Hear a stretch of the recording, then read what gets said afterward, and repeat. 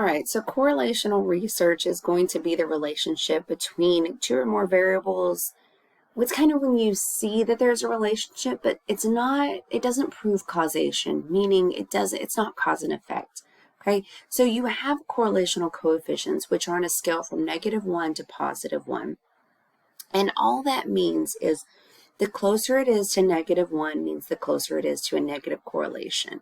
A negative correlation would be the way it's moving on the slope, okay? So if you look here, it says hours of sleep and then tiredness. So the less sleep we get, the more tired we are. That's a negative correlation.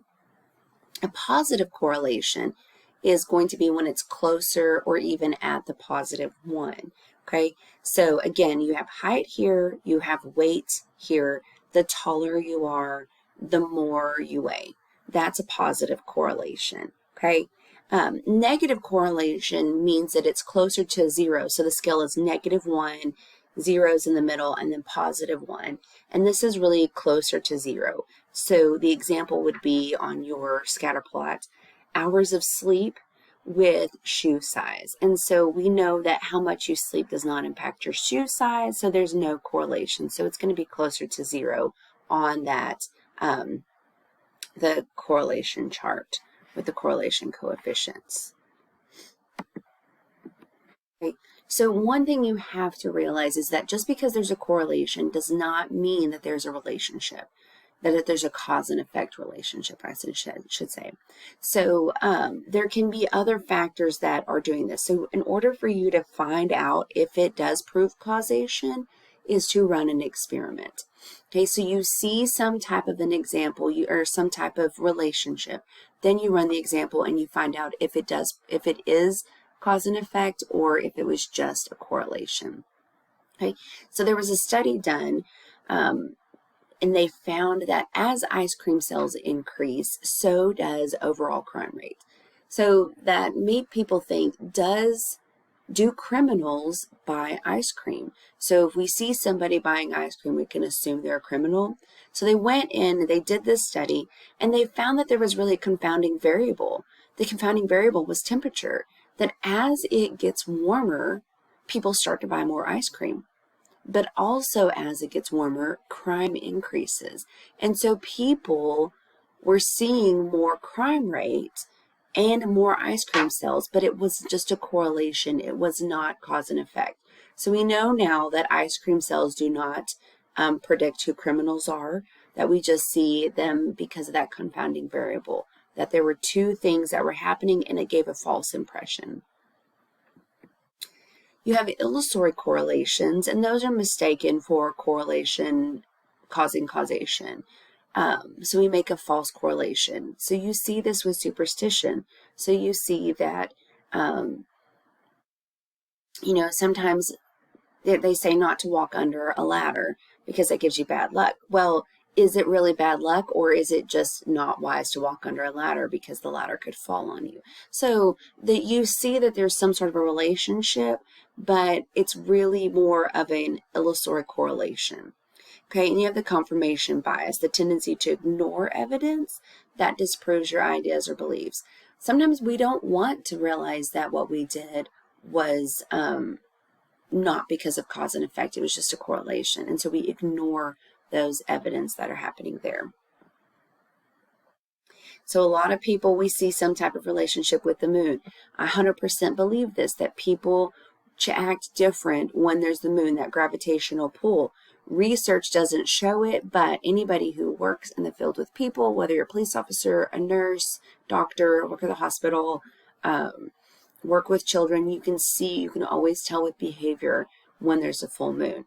So, I don't know, I guess more research needs to be done, or maybe I have a confirmation bias that is going to help me ignore the evidence and disprove the idea. So the only way, like I said earlier, to establish cause and effect is to run an experiment. So you have to have a hypothesis, you have to observe it, you have to manipulate things so that you can get the outcome of what is going on. This is a cute little video for you to watch. It's asking as an example of pure or applied research. So watch the video on your own, but just so you know, pure research is research that we find just to know for ourselves. So if you're watching a movie or you're doing something, you pull out your phone, you Google it, you get your information, you wanted to know some question, you put it back in your pocket, you don't tell anybody. That's pure research. Applied research is whenever we find the information and we share it. So if I was researching the cure for cancer and I find it, I'm not going to just put it in my pocket and not tell anybody. I'm going to apply this research because it can save so many lives, okay? Whereas when you're arguing with your friend and you're telling them that this is the way it is, and they're like, no, this is, and you pull your phone out and you Google it, if you're right, you're using applied research because you're going to tell everybody. If you're wrong, you're probably using pure research because you just quietly slip that phone back in your pocket and you act like nothing happened. In your experiment, you have a couple of groups. You have a control group and you have an experimental group. Your control group has to receive no manipulation. Okay, I don't know if you're like me, but whenever I get sick, if I have a headache, I take some ibuprofen. And then if it still is bothering me, then I'll take an Allegra D. And then if it's still bothering me, I'll take Tylenol. And then if it's still bothering me, I'll drink some water. Okay, which variable fixed my headache? I don't actually know because I took too many. Okay, so I need a control group. So when I go and I take my Advil, I need to let it work for a few hours before I decide it's not working. And then if it's not working, then I come in and I can add Allegra D. Give it a few hours. If it doesn't work, then I can come in and add Tylenol.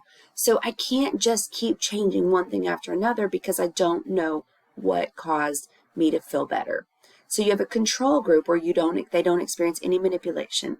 And then your experimental group is the group that experiences manipulation. These guys are the ones that are experiencing whatever we're changing and we're adapting. Okay, so if I want to know the effects of sleep on people, then I will have one group who sleeps their normal 6 hours. And then I have another group who sleeps 8 hours and I test their memory. They get the same memory test. Or I have another group who is going to sleep only 4 hours and the other one's going to sleep their normal 8. Whatever's normal is what the control group does. Whatever is being manipulated, what's being changed and tested, that's the experimental group.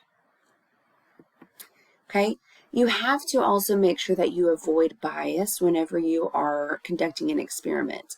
So sometimes experimenters are going to have a bias because they have an expectation of the results, and sometimes they want those results to come out the particular way, and so they'll have a bias towards it. And so you have to watch that. The participants can have a bias too because maybe they know what you're looking for and so they're trying to get the results that you want. So that can be your bias there. So we have learned ways that we can control these biases. Also, there's a volunteer bias. This is where somebody participates in research systematically from people who don't. How many of you volunteer to do research all the time? Most of us don't. I didn't until I started working on my dissertation, and I thought, if I sow good seeds of volunteering for everybody else, maybe people will sow good seeds to volunteer for me. So normally I wouldn't volunteer unless I have something to say. If it's a survey from my energy company and I want to tell them how I feel about it, whether it's positive or negative, I'll volunteer. But if I'm indifferent, then I'm not going to volunteer. So there can be a volunteer bias. So ways that we protect our research, we have a single blind study. Okay, the participants don't know what we're looking for, and so they are tested and they don't know what I'm looking for, so they just respond in a certain way. Double blind, the researcher doesn't know what we're looking for and neither does the participant. Okay, so in a lineup, the most common number picked for a lineup is 3 or 6. 3 is the most common. 6 is the second. Okay, so if people know that number 3 is the number that we're looking for, then they're maybe more apt to pick it. Or if they know there's this perpetrator that I've been trying to nail down for several crimes and they've been able to weasel out of it, and now I have a chance right here, I can kind of put a little pressure on them to choose the one that I want. So if I say the perpetrator is present, please pick, and they say I don't see them present, then I would say, are you sure? Look really close. Kind of like when you were asking your teacher for help on a question and you were on a test and you were like, I think it's this one. And the teacher would be like, are you sure? You really think it's that one? It convinced you to change your mind to another one. That's the same thing that can happen with the research in this. And so we get an experimenter or somebody who doesn't know what we're looking for. So maybe the lineup person will come in and they will say the perpetrator may or may not be present. And you say, I don't see them. They say, thank you for your time. It's double blind because you don't know who we're looking for. You don't know who we suspect. And the person that is administering the test doesn't know who we suspect. So that's some of the ways that we avoid bias within our experiments. We also have the placebo effect because we've learned that expectations are huge. If you think something is going to happen, often that's what happens. So we use a placebo effect. We give somebody a placebo, which is a sugar pill that has nothing in it, and then we test to see what their expectations were going to be. Okay, so there was one study that was done where they had people who had trouble sleeping. They were struggling with insomnia. And so they gave half of them a placebo, and they told them that, actually they gave everybody a placebo, but they told the first group that you're taking medication, it should cause no anxiety, you should be able to fall asleep right away. The second group received the same placebo, but were told you're getting the newest medication. They were both told they're getting medication. Second group's told you're getting the newest medication. This should cause a little bit of anxiety. It may take you about 30 minutes to fall asleep, but you'll be totally fine and you'll get a good night's sleep. So both groups go to sleep. They come back and they report the next day that the first group that said that they would have no anxiety, they reported anxiety, and they said we couldn't sleep, the medication, even the newest stuff doesn't work for us. The other group said I received a little bit of anxiety before I went to sleep, had a little trouble, but then I fell asleep and I slept fine.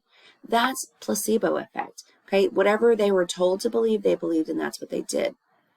Now, what's problematic is sometimes placebos can be harmful. So this group, the first group that was told, this is the best medication, you'll be fine, you should fall right asleep, they learned, even the best stuff isn't going to help me and I'm never going to get relief. So that can be problematic. So you have to be careful when you're using a placebo, that you're not harming anybody.